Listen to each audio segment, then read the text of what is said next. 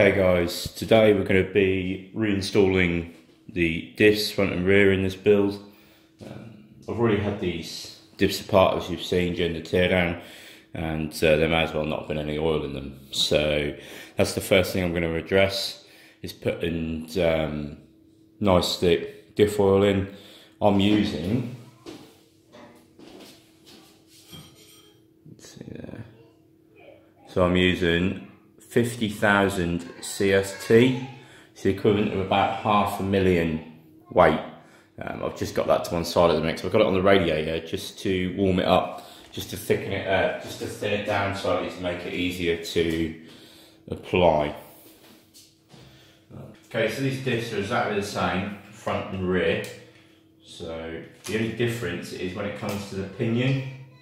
This like dual shouldered pinion is for the front. This smaller one is for the rear.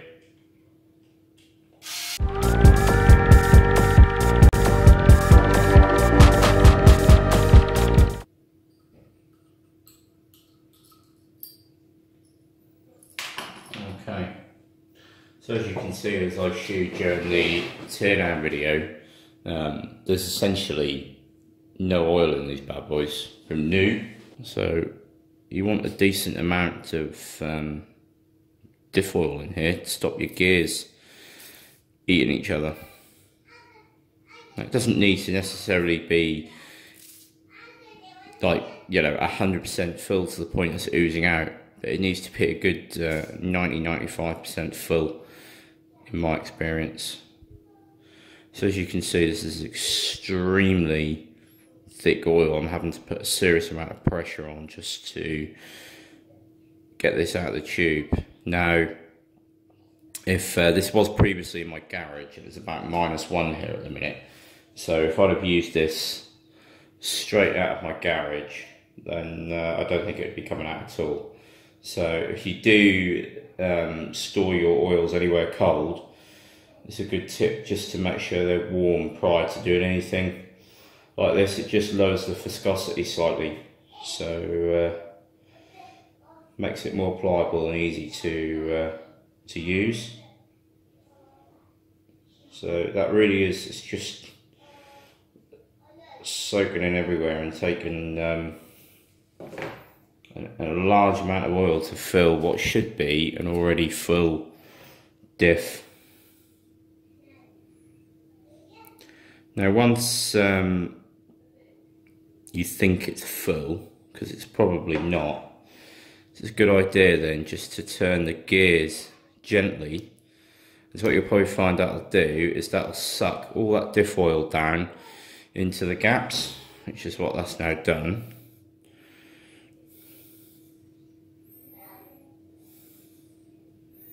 A little bit more. Now bear in mind when you put this back together that you've got this spider gear as well that's going to fill some of the void.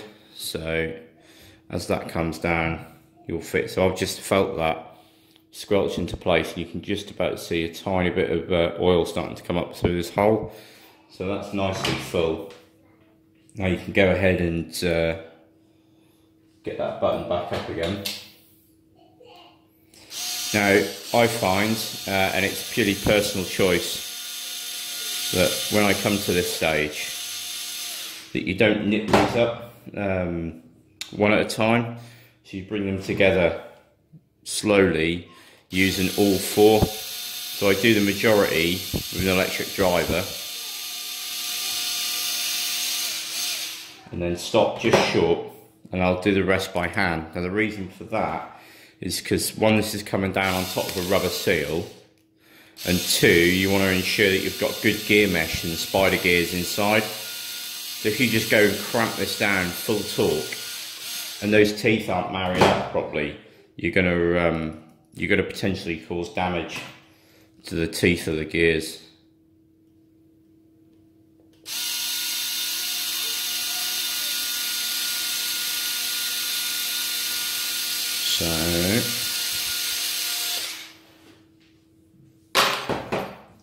So now we're at this stage. Like I say, I'll just tighten down by hand to get an idea of just how much this comes down by. You can just about see there, that gap under there. So it's already pushed that ring gear down a good couple of millimeters. And these just need to be hand nipped, they don't need to be super tight. Don't forget you're going into a plastic thread unless you've upgraded to metal cups. Okay, so once that's on, we can put our bearings back on. Now my bearings have already been soaked in oil, so they're good to go. Okay, and I think what we'll do is we'll start with the rear end first. So,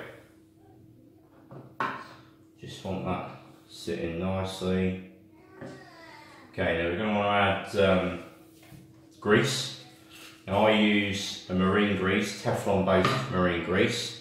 These have not been degreased, so this is the amount of grease that they had on them from new, from Traxxas. So again, quite poor really, not enough, not even close to enough grease. Okay, grease in there. So it's the shorter pinion that you use in the rear.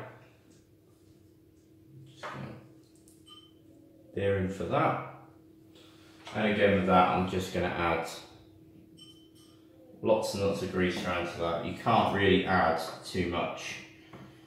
Okay, as you can see, they sit together nicely. Now at this stage you're going to want to be dropping in your torque splitter. This is an 8S, so this is the centre diff slash torque splitter.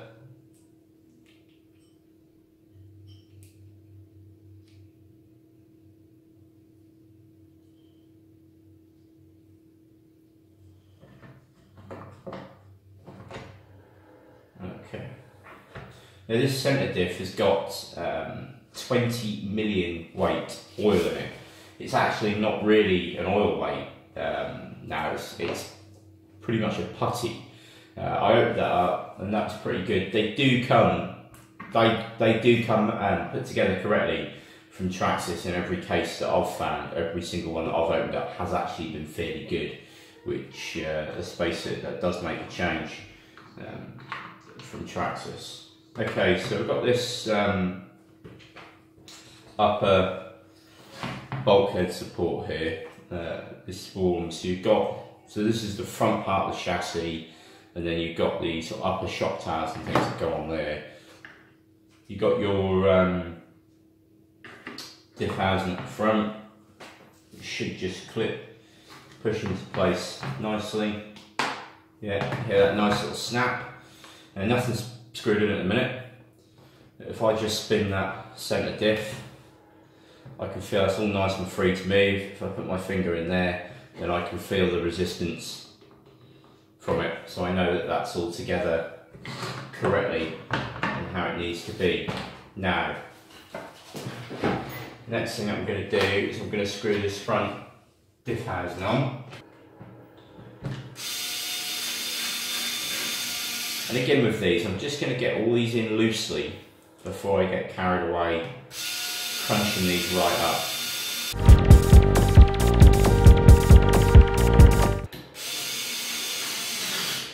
That's all then buttoned up nicely, and if I turn that, I've got no more force on there than what I had originally, which is a good sign. Now the other two that you can put in at this stage are these down here, because these do become harder to get to later on in the build.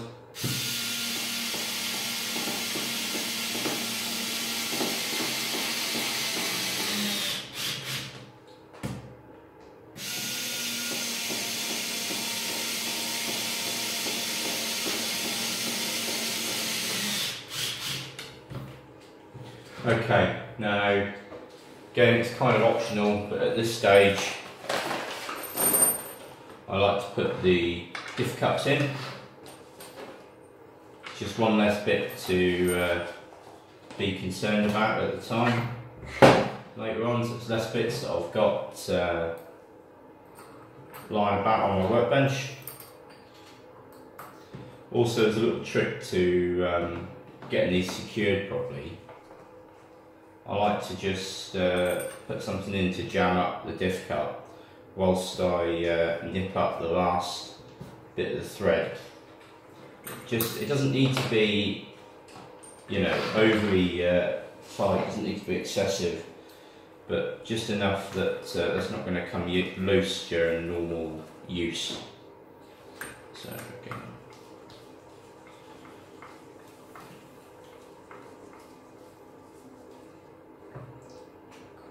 That's that done. Now, put something in the dry cup each side, then I can feel nicely now that diff oil is actually working. They're quite stiff to turn, which is a good thing.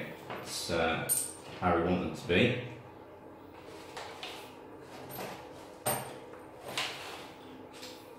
Okay, so in a minute, that's as far as I need to go for the back end, so I can just loosely put that into place, and I'm now going to move onto the front end.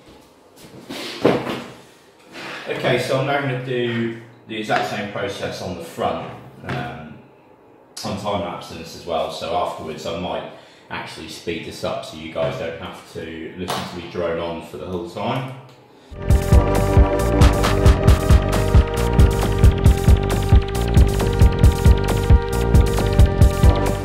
Okay, so now that's all clamped up, I can turn and check that this is operating correctly. Like I say, when it comes to actually moving the diffs different directions, because there's diff oil, you're just going to need a bit of purchase on there. But yeah, they're working nicely.